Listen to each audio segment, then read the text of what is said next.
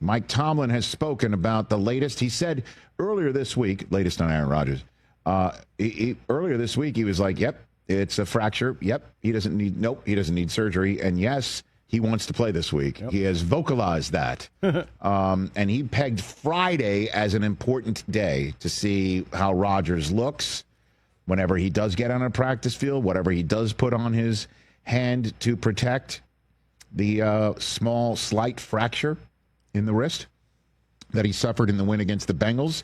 Tom Pelissero in hour 2 said he was not ever officially ruled out of that game because he was in the training room with the medical staff, crazy. Apparently having a back and forth about him wanting to go back in. Wow.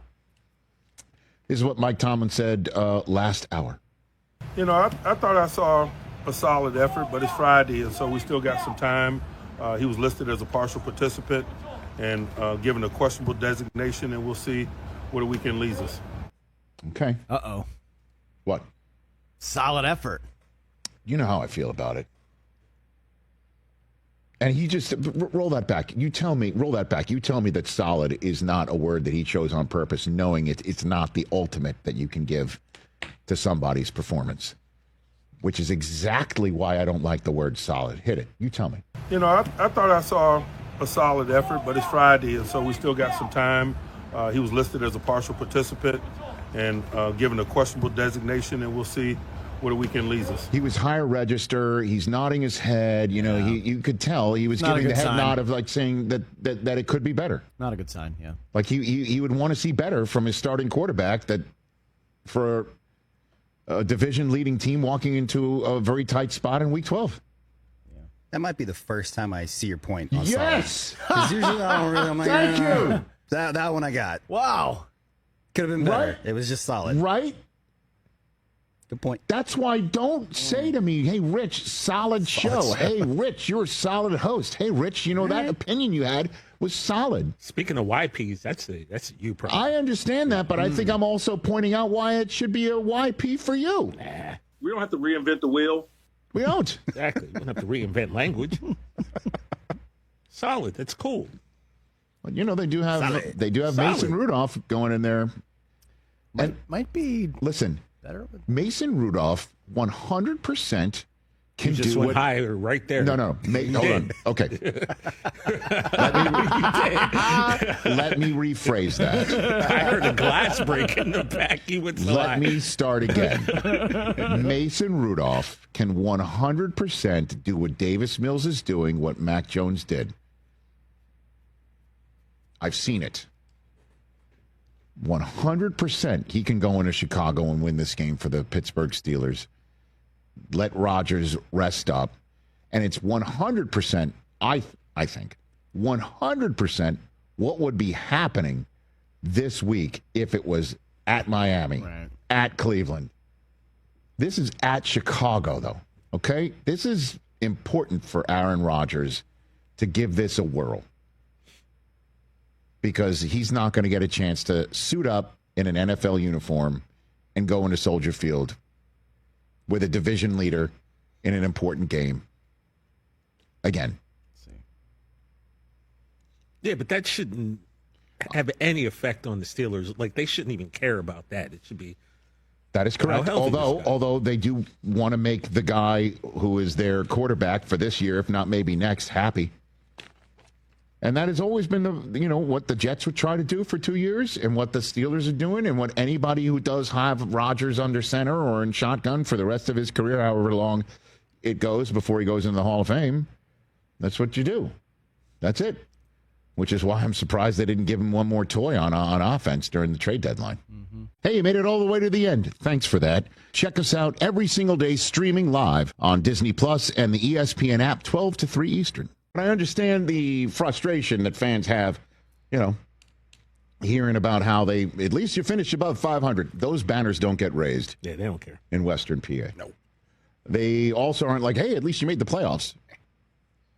Those don't get raised there. They want to raise a banner, or they want to at least see some connective tissue on a roster that they can believe in with a coaching staff that coaches it up in such a way that they finish strong, not lose steam after starting strong. I get it. And we just saw a Steelers team beat the Colts, crash against the Chargers, and then survive, one would say, the Bengals, who are spitting angry, and lose Aaron Rodgers, to a wrist injury that might knock him out of this game against a Bears team that could be kind of like the Steelers of the previous years. We'll see how they finish. I mean, 7-3 is a pretty damn good start to the Ben Johnson era. Every Bears fan would have signed for it in August when we're hearing about how Ben Johnson is throwing so much at Caleb Williams. It's like having him drink through a fire hose to get him ready for a season that is now, again, 4 games above 500, in first place, all by themselves in the NFC North. Here comes the AFC North leading Steelers, with the Ravens rampaging from 1-5 back to 500, 1 game right behind him. And Rodgers, let's talk about his readiness for this game first up. His wrist injury. Last we heard from Mike Tomlin, no surgery required. Friday would be the day by which we would know if he could potentially play in this game. That Rodgers himself spoke about what needs to happen for him to get out there with this left wrist injury. Would it be a pain tolerance thing for you if you do play on Sunday? Is that something you'd have to? No, it'd be a safety thing. Did it aggravate anything, or is this like a whole new injury? Brand new. What has to happen for you to play on Sunday? Got to get the okay, and got to feel like I can protect myself. Okay. It's kind of what Tomlin had to say. Kurt Warner was on the air yesterday saying that it would require him to maybe have a cast on it that would potentially wrap around his hand, which would create snap potential issues handling the football, handing it off, as well as, you've got to be able to hand it off with both hands. Kurt mentioned how he had the injury that Jaden Daniels suffered, dislocated left arm, played later on that week. We know Daniels has missed the last 2 days. This is Steelers Nation Wire, and today we are diving headfirst into the most important, most emotional, and most defining quarterback storyline in the NFL right now. Everything in Pittsburgh feels tense, charged, and absolutely electric as we approach Week 12. Every headline across the league keeps circling back to the same question: who will line up under center for the Pittsburgh Steelers against the Chicago Bears? Will it be the future Hall of Famer with a fractured wrist who refuses to back down?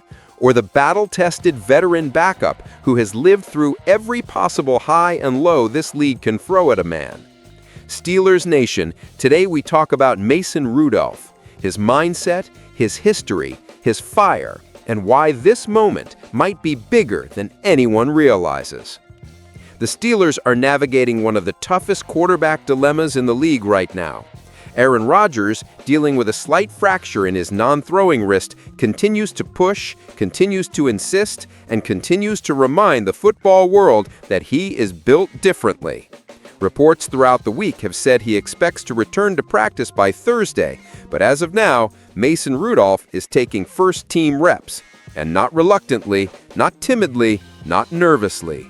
He's taking those reps like a man who has been preparing his entire life for uncertainty. A man who has been thrown into chaos before, has lived through the fire, and has come out on the other side with a toughness that cannot be taught.